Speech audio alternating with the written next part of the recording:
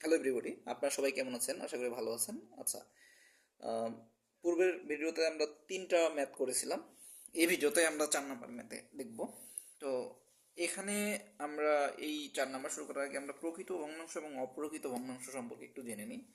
প্রকৃত ভগ্নাংশ বলতে বোঝাচ্ছে হচ্ছে আপনার এক্স ওয়াই, এটা কথা চিন্তা করি। যদি প্রকৃত ভগ্নাংশ বলে, ভগ্নাংশ বলতে আমরা কি বুঝি? যে এক্স বাই ওয়াই মানে দশমিক যুক্ত থাকবে, যেমন 3.14, 2.26, মানে আপনার দশমিক যুক্ত থাকবে, দশমিক এত থাকবে। আচ্ছা, এইটা থাকবে, তাহলে দশমিক করতে গেলে কি লব আর হর, এক্স লব ওয়াই হর এখানে।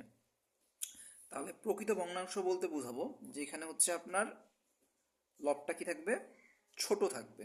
ঠিক আছে, এটা হচ্ছে আপনার প্রকৃত ভগ্নাংশ।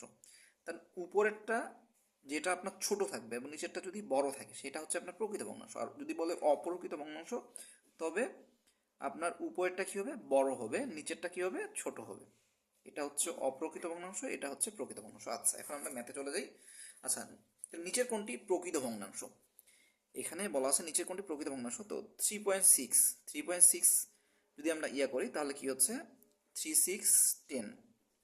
ঠিক আছে, এটা যদি আমরা ক্যালকুলেশন করি তাহলে কি এটা এটা আমরা 36 উপরে উপরে বড়, উপরে বড় হলে আমাদের কি অপ্রকৃত চলে আসতেছে।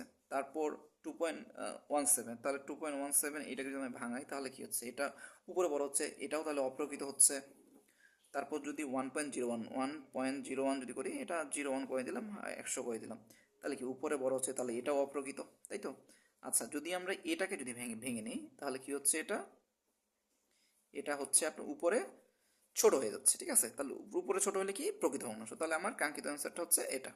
ঠিক আছে, এরপর আমার 5 নাম্বার যে কোশ্চেনটা আছে সেটা যদি আসি, যে নিচের কোনটি অপ্রকৃত ভগ্নাংশ, তাহলে প্রকৃত ভগ্নাংশ অপ্রকৃত ভগ্নাংশটা বুঝে ফেললাম আমাদের ধারাবাহিক যে আলোচনা সেখানে। এখন যদি আমরা এটা বের করতে বলে তাহলে এটা কি হবে?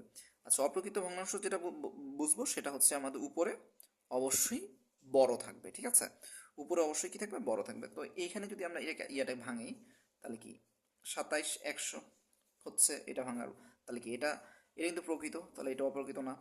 তারপরে এটা যদি ভাঙাই তাহলে এটা কি হচ্ছে, এরকম হচ্ছে, তাই এটাও আমার প্রকৃত, এটাও অপ্রকৃত না। যদি এটা ভাঙাই তাহলে আমার কি হচ্ছে, এটাও আমার অপ্রকৃত হচ্ছে, এটা প্রকৃত না।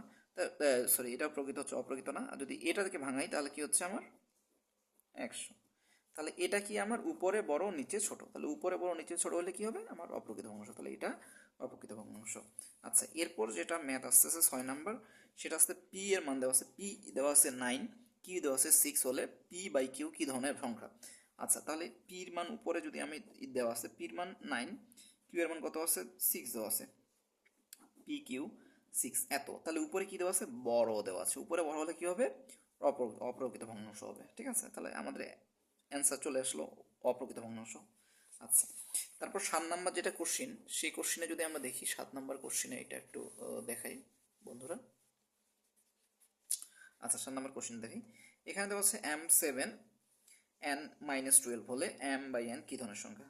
তাহলে m/n কি ধরনের সংখ্যা? m এর মান 7, n এর মান -12, তাহলে উপরে বড় নিচে ছোট, তাহলে কি হবে, এটাও অপ্রকৃত ভগ্নাংশ, তাই তো? আচ্ছা,